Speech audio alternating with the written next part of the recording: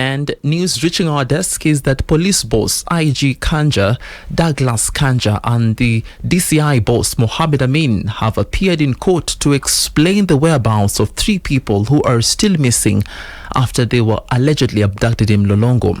The 3 men, Justice Mutumwa, Martin Mwao, and Kalani Mwema, were reportedly abducted on December 16th last year.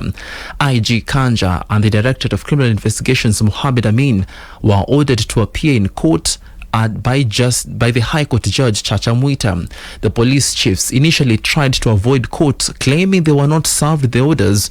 However, the court found that they were properly served. The court emphasized the importance of the safety of the missing men and the need for the officers to appear in person. Pearl Newsbeat. In other news, a judge is also set to provide fresh direction in the case of Brian Odhiambo, a fisherman who went missing after being detained by the Kenya Wildlife Service officers in Nakuru National Park over 2 weeks ago. Odhiambo was arrested in the Bondeni Manyani area on suspicion of evading the officers, but his whereabouts remain unknown, sparking widespread concern. Speaking before the hearing, lawyer Hussein Khalid has challenged the claims by the prosecution that the suspect had escaped, stating that any individual in government custody is the responsibility of the state to ensure the safety and presentation in court. Khalid has insisted that the 6 KWS officers involved had admitted being with Odhiambo before his disappearance. Habari ambayo pia ilikuwa inangojewa kutoka kwa DCI ni kuweza kuhakikisha kwamba hawa maaskari 6 zile nambari zao ziweze kutambuliwa kwamba zilikuwa katika sehemu moja na huyu mshukiwa wetu, na sisi tunasema kwamba tayari hawa maaskari wameandika statement, wamekiri, wamekubali kwamba walikuwa na yeye. Kwa hivyo ikiwa mtu yuko katika mamlaka ama mikono ya serikali, jukumu bado ni la serikali kuhakikisha ameweza kufikishwa na wahakikishe usalama wake. And in other news, miners in Nyanza region have been warned against extending the activities to the local communities without authorization from relevant agencies. The Mining and Blue Economy Cabinet Secretary Ali Hassan Joho has fired the warning shot while on a tour of the Nyanza region and told off illegal miners for exploiting communities' space without paying a gross of their income to the county government. Joho says his ministry has launched an extensive campaign to license mining fields, but only those operating in full compliance with the mining guidelines will be licensed.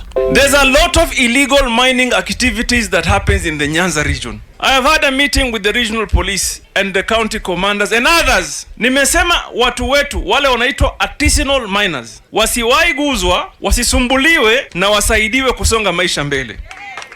Lakini wale wakora ambao wanakuja hapa na mashine kubwa kubwa wanaingia kichaka na msituni kuchukua rasilimali ya mwananchi bila kuongea na mwananchi, bila kuongea na county government, bila kuacha rasilimali hapa, bila kuacha a shareable reasonable amount of money to the people of Siaya, we have no time for them. Pearl Newsbeat.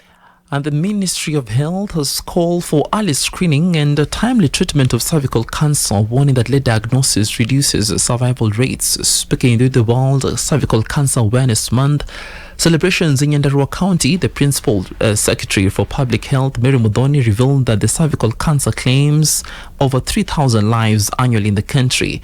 To address this, Muthoni has announced that the ministry has launched a nationwide vaccination campaign targeting 14-year-olds to curb future cases. This country records about 5,226 new cases and 3,211 deaths for cervical cancer annually. Kila mwaka hapa nchini watu 5,236 new cases. Utaenda kwa hospitali, tuko na data, tunaambiwa hawa ndio wamepatwa na kansa. Mambo ya screening, mambo ya vaccination na treatment tunaiweka kwa basket moja. Ati wale wasichana wadogo wako 14 years and below, tukue tumewavaccinate 90% of them in this country.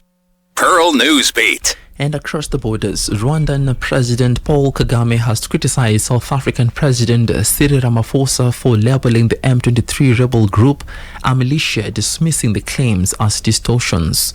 Kagame accused South Africa of escalating tensions in the Democratic Republic of Congo while defending the Rwandan Defense Forces as an army and not a militia. He also criticized South African Development Community SADC Commission in the DRC, claiming it operates an offensive force supporting the DRC government against its people. The region remains tense with ongoing clashes between the Congolese army and the M23 rebels, and Rwanda has denied accusations of supporting the group.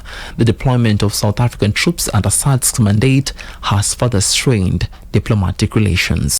Pearl Radio, the home of fresh and classic hits.